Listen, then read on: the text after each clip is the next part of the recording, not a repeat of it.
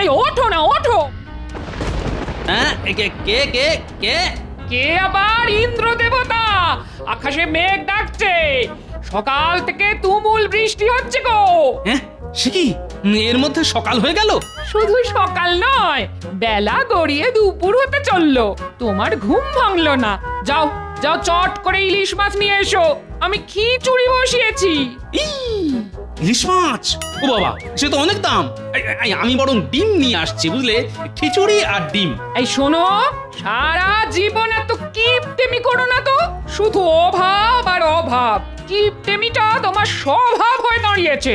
আজকে খিচুড়ি আর ইলিশ মাছ হবে, ব্যাস। আর কোনো কথা শুনতে চাই না।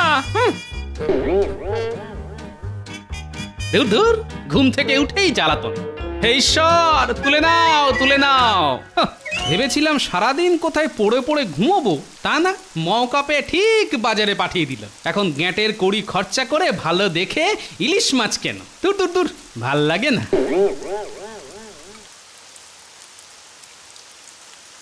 ইলিশ নিয়ে যান, ইলিশ একদম জলের দরে।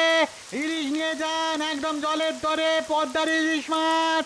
ইলিশ ইলিশ ইলিশ একদম টাটকা ইলিশ নিয়ে যান। দে তাহলে। এই নাও গোপাল দাদা, এই নাও। ঠিক আছে, আসি তাহলে। আরে গোপাল দাদা, দামটা তো দিয়ে যাও। দাম? কিসের দাম? হ্যাঁ, 5 টাকা কেজি দাম। এই তো বললি জলের দরে ইলিশ, জলের আবার কোনো দাম আছে নাকি? হ্যাঁ, ওটা তো কথার কথা গোপাল দাদা, মাছ আবার জলের দরে বিক্রি হয় নাকি? শোন, আমার কাছে কথার দাম আছে, তোর না থাকতে পারে। দূর দূর, সকাল সকাল আমাকে কেমন ঠকিয়ে দিয়ে চলে গেল।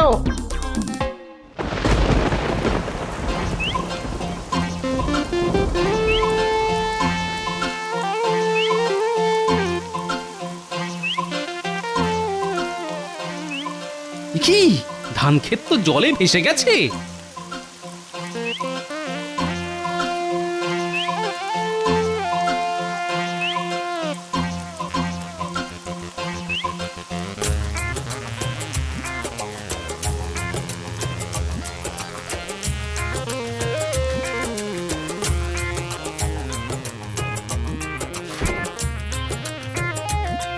কি গোপাল, কালকে রাজসভা এলে না, আবার আজকে এত দেরি, তা ব্যাপারটা কি? আর বলবেন না মহারাজ, চারিদিকে রাস্তায় এত জল কাদা, কি আর বলবো। এক পা এগোচ্ছেই তো 3 পা পেছোচ্ছে। কালকে তো কিছুতেই রাজসভায় আসতেই পারলাম না। যতবারই বাড়ি থেকে এগোনোর চেষ্টা করি, ততবারই বাড়ির ভিতর ঢুকে যাই। ওই শুরু হলো গল্প। আচ্ছা, তাই যদি হয় তাহলে আজকে রাজসভায় এলে কি করে? হ্যাঁ, আমি জানতাম আপনি এই প্রশ্নটাই করবেন। আজকে রাজসভায় পৌঁছলাম কি করে? আজ তো বাড়ি থেকে বেরোতেই পরিকল্পনা করে নিয়েছি, আজ আর রাজসভার দিকে এগোবো না। তাই আজ শুধু 1 পা করে পিছিয়েছি আর 5 পা করে এগিয়ে এসেছি। তাই তরতর করে রাজসভায় চলে এলাম। ওহ গোপাল, তোমার উপস্থিত বুদ্ধির জবাব নেই। রক্ষা করুন মহারাজ, রক্ষা করুন মহারাজ, রক্ষা করুন। সব সর্বনাশ হয়ে গেল আমাদের, সব সর্বনাশ হয়ে গেল। মহারাজ, মহারাজ কিছু একটা করুন, কিছু একটা করুন। কি হয়েছে তোমাদের? মহারাজ, মহারাজ, আমাদের চাষ জমি জলের তলায় চলে গেছে, ঘর বাড়িও ডুবে গেছে। কালকে থেকে না খেয়ে আছি মহারাজ, আপনি কিছু একটা ব্যবস্থা করুন মহারাজ। আচ্ছা, তোমাদের মোটামুটি কতজন গ্রামবাসী এরকম সমস্যায়? তাও শখানেক তো হবেই মহারাজ। কিন্তু রাজবাড়ির ভান্ডার থেকে তো অত লোকজনের খাবার দাবার এই মুহূর্তে জোগান দেওয়া যাবে না। মহারাজ, মহারাজ, আপনি আমাদের মা বাপ, আপনি আপনি কিছু একটা করুন। আমি মরে যাই, মরে যাব, কিন্তু আমার স্ত্রী সন্তানকে এরকম না খেয়ে মরতে দেব না। ঠিক আছে, শোনো, আমি তোমাদের থাকার জন্য রাজ্যের পশ্চিমে একটা উঁচু মাঠে তাঁবু খাটানোর ব্যবস্থা করে দিচ্ছি, আর তোমাদের খাবার জোগানের ব্যাপারে দেখছি কি করা যায়। আপনি মহান মহারাজ, আপনি গরিবের ভগবান। শোনো গোপাল, তুমি বেশ কিছু সেনা আর লোক নাও, আর তাড়াতাড়ি রাজ্যের পশ্চিমের বড় মাঠে বেশ কিছু তাঁবু খাটানোর ব্যবস্থা করো। যথা আজ্ঞা মহারাজ। আর মন্ত্রী, বলুন মহারাজ। তুমি আমার সাথে মুর্শিদাবাদে চলো। এই মুহূর্তে নবাব বাহাদুরই আমাদের একমাত্র ভরসা। উনি যদি আমাদের কিছু খাদ্যশস্য দিয়ে সাহায্য করেন তবেই একমাত্র আমাদের সুরাহা হবে। হ্যাঁ ঠিক বলেছেন মহারাজ, এই বিপদে একমাত্র নবাবই আমাদের ভরসা। এই মৌকায় যদি কিছু কামিয়ে নেওয়া যায় তাহলে তো কেল্লা ফতে। হ্যাঁ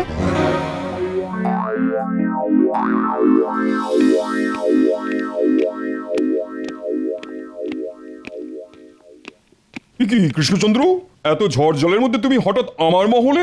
জাহাপানা, অনেক বিপদে পড়ে মানে এই ঝড় জলের মধ্যেও আপনার কাছে ছুটে এসেছি। কি বিপদ কৃষ্ণচন্দ্র? জাহাপানা, আমার রাজ্যে অনেকের বাড়ি বর্ষার জলে ডুবে গেছে, চাষ জমিও জলে ভরে গেছে। এ তো খুবই খারাপ সংবাদ কৃষ্ণচন্দ্র। চাষ জমি ডুবে গেলে তো সারা রাজ্যে খাদ্যে সমস্যা দেখা দেবে। দেখা দেবে না জাহাপানা, দেখা দিয়েছে। কয়েকশো রাজ্যবাসী না খেতে পেয়ে অনাহারে রয়েছে। আপনি যদি কিছু খাবার দিয়ে সাহায্য করেন জাহাপানা, কোনোদিন আপনার কাছে হাত পাতিনি, আজ শুধু এইটুকু সাহায্য করুন জাহাপানা। কান্নায় আমার চোখে জল আসছে। আপনি আমাদের মা, আপনি আমাদের বাপ। জাহাপনা, আপনি আমাদের মা বাপ। আচ্ছা ঠিক আছে ঠিক আছে, আমি তোমার রাজ্যে কালকে সকালের মধ্যে 50 বস্তা করে চাল ডাল আর 10 বস্তা করে চিনি নুন পাঠিয়ে দেবো, ঠিক আছে? আপনি আপনি মহান জাহাপানা। আরে আরে এ তো আমার কর্তব্য। এই তোমাদের অনেকবার অনেক প্যাঁচে ফেলেছি, কিন্তু এবার আর না। এখন মানুষেরা বিপদে পড়েছে, তাই তাদের সাহায্য করা আমার কর্তব্য। কেমন? আসতে পারি? বাবা বাবা, আজ তো আমার মহলে দেখছি পুরো চাঁদের হাট বসেছে। তা বলো, কি বলবে? আর কি বলবো বলুন জাহাপানা, আমার রাজ্যেও তো বর্ষা এসে গেছে, তাই আগে থেকে ব্যবস্থা নিতেই আপনার কাছে ছুটে এসেছি। কি ব্যবস্থা? আপনি তো জানেন আমার রাজ্যে চাল ডালের উৎপাদন এবারে কম, যা হয়েছে সব গম জোয়ার বাজরা। তাই আমায় যদি কিছু চাল ডালের বস্তা দিতেন তাহলে বেশ জমিয়ে এই কটা দিন রাজ্য জুড়ে খিচুড়ি রান্না হতো। ওই একরকম বনভোজন আর কি। না না না না না, এখন তো আর সম্ভব নয়। কেন সম্ভব নয় জাহাপানা? আপনি হলেন বাংলার নবাব, আপনার কাছে কোনো কিছুই তো অসম্ভব হতে পারে না। আমি তো কয়েক বস্তা চাল ডাল চেয়েছি জাহাপানা, এই কদিন সবাই মিলে আনন্দ ফুর্তি করে খিচুড়ি খাবো বলে। না না না না, এখন আর অত আনন্দ ফুর্তি করতে হবে না। আমি একটু আগে কৃষ্ণচন্দ্রকে চাল ডাল দিয়ে সাহায্য করার প্রতিশ্রুতি দিয়েছি। কৃষ্ণনগরের অনেক চাষি না খেতে পেয়ে মরছে, তাই তাদের খাদ্যের যোগান আগে, তারপর তোমার ফুর্তি। আচ্ছা ঠিক আছে, আপনার কাছে কৃষ্ণনগর আগে, খাম্বাজ রাজ্য পরে, তাই তো? খাম্বাজ রাজকে হাত করে যদি এই সুযোগটা কাজে লাগাতে পারি তাহলে আমার ট্যাঙ্ক ফুলে ফেঁপে উঠবে। ব্যাস, তোমাদের থাকার ব্যবস্থা হয়ে গেল। এখন যতদিন না তোমাদের ঘর বাড়ির ব্যবস্থা হচ্ছে ততদিন তোমরা এখানেই থাকবে। ধন্যবাদ গোপাল দাদা। আচ্ছা আচ্ছা, বাবা, একটু একটু বৃষ্টিতে ভিজতে না ভিজতে ঠান্ডা লেগে গেল। আপনাকে কতবার বলেছি বৃষ্টিতে ভিজবেন না, কিন্তু কে কার কথা শোনে? আরে আরে, আমি কি আর নিজের ইচ্ছে ভিজেছি নাকি? কালকে ওই মুর্শিদাবাদ ফেরার বাবা, কি বৃষ্টি! প্রণাম মহারাজ, আপনি ডেকে পাঠিয়েছেন? হ্যাঁ মহারাজ, নবাব বাহাদুর কি খাদ্যশস্য পাঠিয়েছে? এই শোনো, ওই ভাড়ার ঘরে সমস্ত চাল ডাল চিনির বস্তা বোঝাই করা রয়েছে। তুমি ওখান থেকে নিয়ে ত্রাণ শিবিরে বিতরণ করা শুরু করে দাও চটপট। এবার বটা ঘটাকে দিয়ে বেশিরভাগ খাবার গোপন জায়গায় সরিয়ে ফেলতে হবে। তারপর আমায় আর দেখে কে? হ্যাঁ,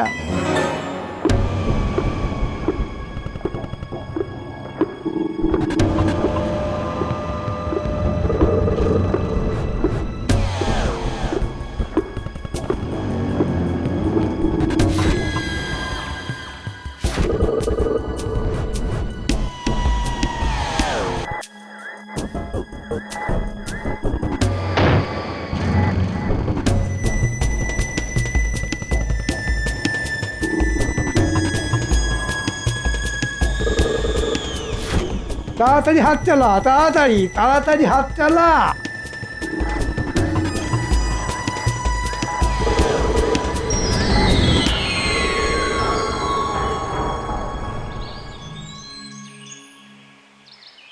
ব্যাস, এই 1 বস্তা চিনি, 1 বস্তা চাল আর 1 বস্তা ডাল শুধু বিতরণ হবে। আর বাকি বস্তার চাল ডাল খাম্বাজরাজকে সব বেচে দেবো। উফ, মন্ত্রীমশাই মন্ত্রীমশাই, আপনার মাথায় কি বুদ্ধি! পুরো একেবারে ওই গাঁটে গাঁটে। রে, আমার সঙ্গে থেকে থেকেও তো আমার মতো হতে পারলি না, হ্যাঁ? নামটা ঘটা হলে কি হবে? ঘট ফুটো হয়ে সব বুদ্ধি বেরিয়ে যাচ্ছে। ঠিক বলেছেন মন্ত্রী মশাই। চল, এখন কথা না বাড়িয়ে ত্রাণ শিবিরে চল, নইলে এক্ষুনি বৃষ্টি নেমে গেলেই মুশকিল। হ্যাঁ হ্যাঁ, চলুন চলুন।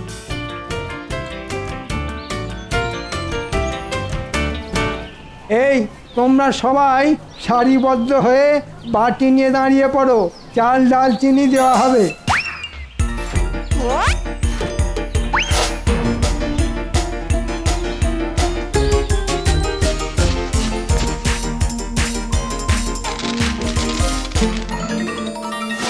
এ কি মন্ত্রীমশাই, মাত্র 1 বাটি করে চাল আর ডাল? এ তো আমাদের দুবেলাতেই শেষ হয়ে যাবে। তাতে আমি আর কি করব ভাই? নবাব যেটুকু দিয়েছেন তাই তোমাদের ভাগ বাটোয়ারা করে দিচ্ছি। কাউকে বেশিও দিচ্ছি না, কাউকে কমও দিচ্ছি না। কেউ না নিতে চাইলে বললো, তার ভাগেরটা আমি নিয়ে নেব। না না, নেব না কেন? বিপদের দিনে 1 মুঠো চালও সোনার থেকে দামি। নাও নাও।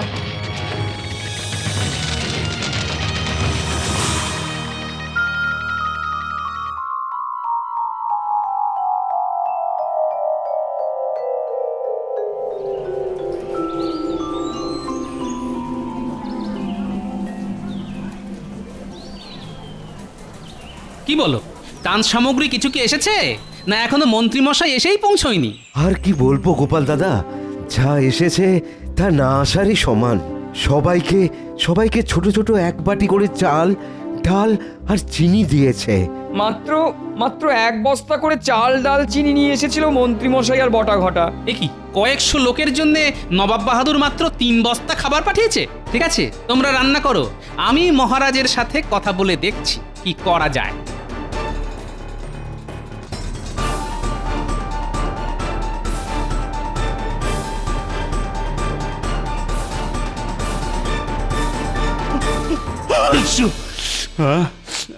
বাবা, কি ঠান্ডা লাগলো রে বাপরে বাপ।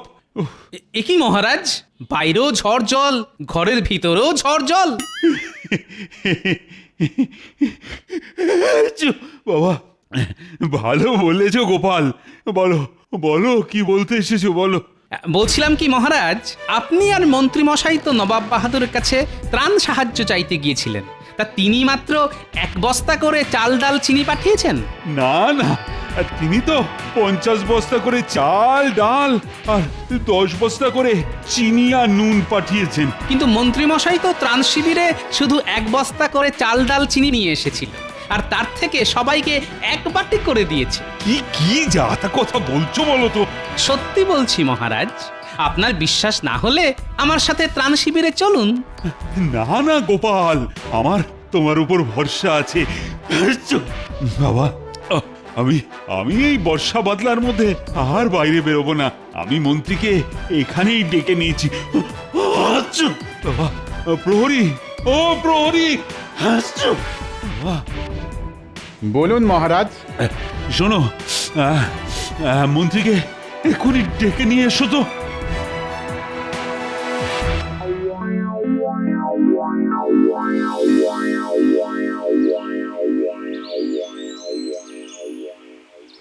মন্ত্রী মশাই, ও মন্ত্রী মশাই, বাড়ি আছেন? কে? আমি প্রহরী। মন্ত্রী মশাই বাড়ি আছেন নাকি? না না, উনি তো একটু আগেই ত্রাণ শিবির থেকে ফিরেই বেরিয়ে গেছেন কোনো এক রাজ্যের রাজার সাথে কথা বলতে। আমায় কিছু বলেনি। আচ্ছা, ঠিক আছে।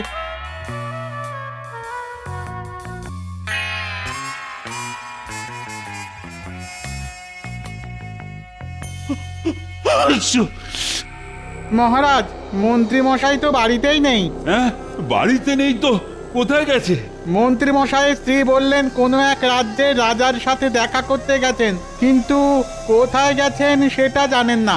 দেখলেন মহারাজ, এই লোকটাকে আপনি আজও চিনতে পারলেন না। এখন দেখুন কোথায় কার সাথে সন্ধি বাঁধতে চলে গেছে। শোনো গোপাল, এখন আর ওসব কথা বলে লাভ নেই। মন্ত্রীকে খুঁজে বের করতে হবে, আর তার আগে জানা দরকার বাবা ওই ওই বাকি ত্রাণের বস্তা মন্ত্রী কোথায় রেখেছে বা নিয়ে গেছে।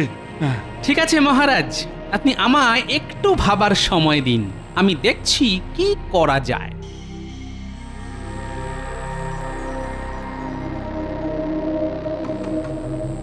কোথায় গেলেন মন্ত্রী মশাই?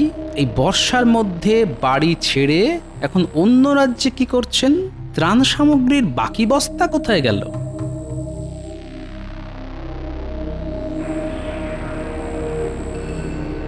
প্রশ্ন প্রশ্ন, এতগুলো প্রশ্ন মাথার মধ্যে ঘুরঘুর করছে, কিন্তু কোনো উত্তর খুঁজে পাচ্ছি না। ওরে বাপরে, এত পিঁপড়ের ঝাঁক কোথা থেকে এলো? এ কি, এরা তো সব মুখে করে চিনি নিয়ে আসছে। যাই তো গিয়ে দেখি কোথা থেকে আসছে। এ কি, পিঁপড়ের দল তো মনে হচ্ছে ওই দিক থেকে আসছে। কোথায় এত মিষ্টি জমেছে, গিয়ে দেখা যাক।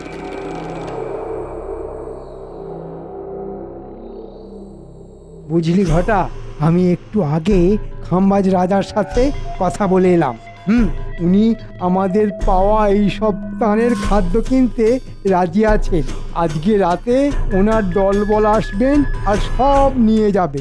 ও, তারপর আমাদের কাছে শুধু টাকা আর টাকা, কি বলেন মন্ত্রী মশাই? ওরে বাপরে, ওরে বাবা, পিঁপড়ে কামড়ালো। জ্বলে গেল, জ্বলে গেল। এখানে এত পিঁপড়ে এলো কিভাবে? হ্যাঁ, এ বাবা, চিনির একটা বস্তা একটু ছিঁড়ে গেছে। শোন, তাড়াতাড়ি বস্তাটা সুতো দিয়ে সেলাই করে চলে আয়। এখানে বেশি ঘোরাঘুরি করিস না। আচ্ছা মন্ত্রী মশাই। আর হ্যাঁ, রাতে যখন খাম্বাজ রাজ ওনার লোকজন নিয়ে আসবেন, তখন একেবারে ওনাদের গাড়িতে বস্তাগুলো তুলে টাকা নিয়ে সরে পড়বো। আর একটা কথা, এখন আমরা গা ঢাকা দিয়ে থাকবো, তারপর টাকা পেয়ে গেলে রাজ্য থেকেই হাওয়া হয়ে যাব। কি বুঝলি? মন্ত্রী মশাই, আপনার কি বুদ্ধি! একটু একটু পায়ে ধুলো দিন, একটু পায়ে ধুলো। পায়ে না, এখন ধুলো নেই, কাদা আছে, শুকিয়ে গেলে নিস। হ্যাঁ, চললাম রে। বস্তা সেলাই হয়ে গেলে আমার বাড়িতে চলে যাস। আচ্ছা, তার মানে এই ব্যাপার। ত্রাণের সব খাবার এখানে না, এক্ষুনি কিছু একটা করতে হবে।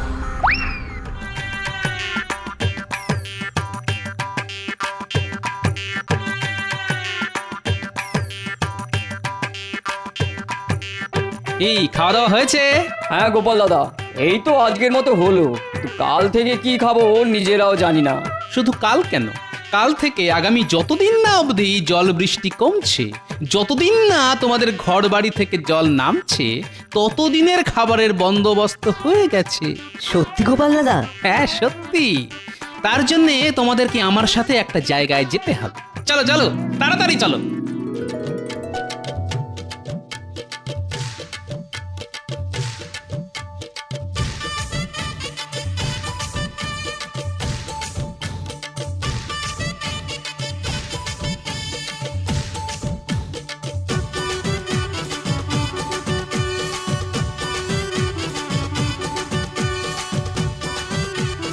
উড়িয়ে বাবা, কত বস্তা! হ্যাঁ, এর মধ্যে চাল, ডাল, চিনি, নুন সব আছে। তোমরা সবাই এক একটা করে বস্তা নিয়ে শিবিরে চলো।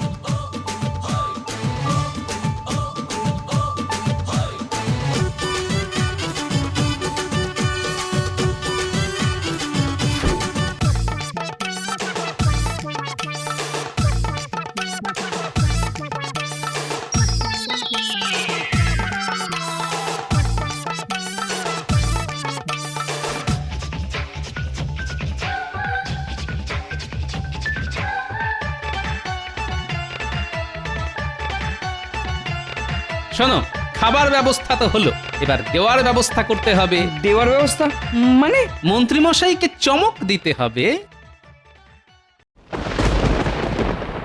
এ কি আবার মেঘ ডাকছে? এখন তো বৃষ্টি শুরু হলেই মুশকিল।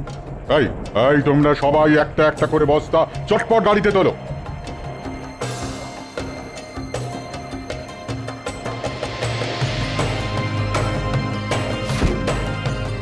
খাম্বাজরাজ, এবার আমার টাকাটা। হ্যাঁ হ্যাঁ, সে তো দেবই। এই মরেছে, বালি পাথর কোথা থেকে এলো? ছি ছি ছি ছি, মন্ত্রী তুমি আমাকে এভাবে ঠকাচ্ছিলে? এই বাকি বস্তাগুলোতে কি আছে দেখো তো দেখি।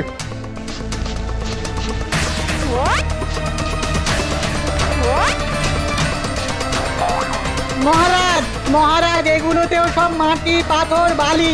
সে কি? হ্যাঁ, বালি পাথরই তো পাবেন, কারণ খাবার যাদের পাওয়ার কথা তাদের কাছে চলে গেছে। মন্ত্রী, আমি গোপালের কাছ থেকে সব খবর শুনেছি। তুমি তুমি শরণার্থীদের মুখের খাবার খাম্বাজরাজকে বিক্রি করতে চলেছিলে। আগে ইয়ে না, মানে ও মন্ত্রী মশাই, এবারেও তো ফেঁসে গেলাম। সাবাস গোপাল, সাবাস। আজ তোমার জন্যই এই শরণার্থীদের মুখে খাবার আসবে। তুমি যদি বিচক্ষণ না থাকতে তাহলে তো এতক্ষণে সব হাওয়া হয়ে যেত। একজন সৎ কর্তব্যপরায়ণ রাজ্যবাসী হিসেবে এ তো আমার কর্তব্য মহারাজ।